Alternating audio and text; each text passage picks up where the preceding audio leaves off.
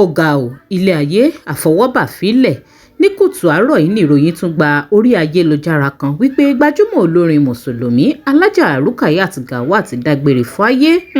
ọ̀dọ̀ Ọlọ́run láti wá ọ̀dọ̀ ẹ̀ náà lá padà sí ètò ìsìnkú ẹ̀ sì ti lọ ní ìrọ̀lẹ́ òní bó ṣe lọ náà lẹ́ ń wò lójú ìwòran yín yìí bẹ́ẹ̀ ni alájà Rukayat Gawat wọ́n ti sin lónìí Tuesday ọjọ́ 24 oṣù kẹsàn-án ọdún 2024 ní ìlànà ẹ̀sìn mùsùlùmí. Ó mà ṣe o ìròyìn ikú arábìnrin yìí ló gbomi lójú ọ̀pọ̀ àwọn olólùfẹ́ gidigidi pàápàá jùlọ nítorí bí ìrìn àjò Rukayat Gawat bó ṣe bẹ̀rẹ̀ nídìí iṣẹ́ orin. Ó jẹ́ ọmọ bíbí inú ògbóǹtarìgì oníròyìn ní Alhaji Gawat tó máa ń ṣe ètò pàtàkì lórí tẹlifíṣàn ní gbogbo àsìkò ààwẹ̀. Nínú ètò náà ni ọ̀pọ̀lọpọ̀ èèyàn ti máa ń jẹ àwọn ẹ̀bùn lóríṣiríṣi lọ́lọ́kan òjọ̀kan ṣùgbọ́n lójijì ni wọ́n wá arákùnrin yìí tì lọ́jọ́ kan lọ́dún mélòó kan báyìí sẹ́yìn tí wọ́n sì rí i mọ́ lẹ́yìn tó jáde ńlé àlọ ẹ̀ ni wọ́n rí wọn ò má rí àbọ̀ ẹ̀ títí di àkókò yìí. Ó ga ilé ayé àfọwọ́bà fílẹ̀ eléyìí gan ló mú kí inú ọ̀pọ̀lọpọ̀ èèyàn dùn nígbà tí arábìnrin Rukayat jáde tó bẹ̀rẹ̀ sí ní kọrin Islam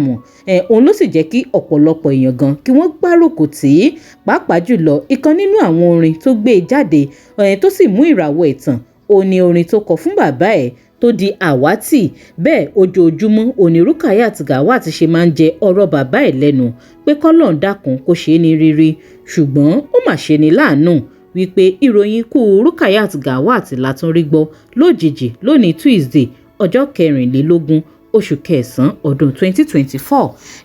Ó lágbára o ilé ayé àfọwọ́bà fílẹ̀ mà ni o.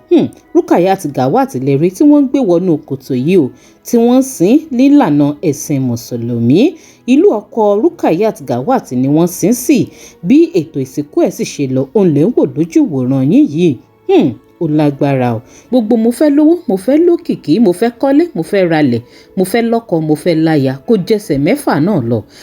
Ilé ayé àfọwọ́bà fílẹ̀ bó tiẹ̀ jẹ́ wípé kò tí ì sí ẹnikẹ́ni tó mọ nǹkan pàtó tó ṣokùnfà ikú arábìnrin yìí ṣùgbọ́n gẹ́gẹ́ bí nǹkan tí àwọn tó súnmọ́ pẹ̀kípẹ̀kí tí wọ́n ń sọ òun náà ni wípé Rukayat ti wà ní orí ìdùbúlẹ̀ àìsàn fún ìgbà díẹ̀ tó sì dàbí ìgbà wípé ilé ìwòsàn gan òun ló dákẹ́ sí. Ó mà ṣe o ọ̀dọ̀ Ọlọ́run láti wá ọ̀dọ̀ ẹ̀ náà lá padà sí. Wọ́n ti sin alájà Rukayat Gawat lónìí ní ìlú ọkọ ẹ̀ gẹ́gẹ́ bí ìlànà ẹ̀sìn mùsùlùmí.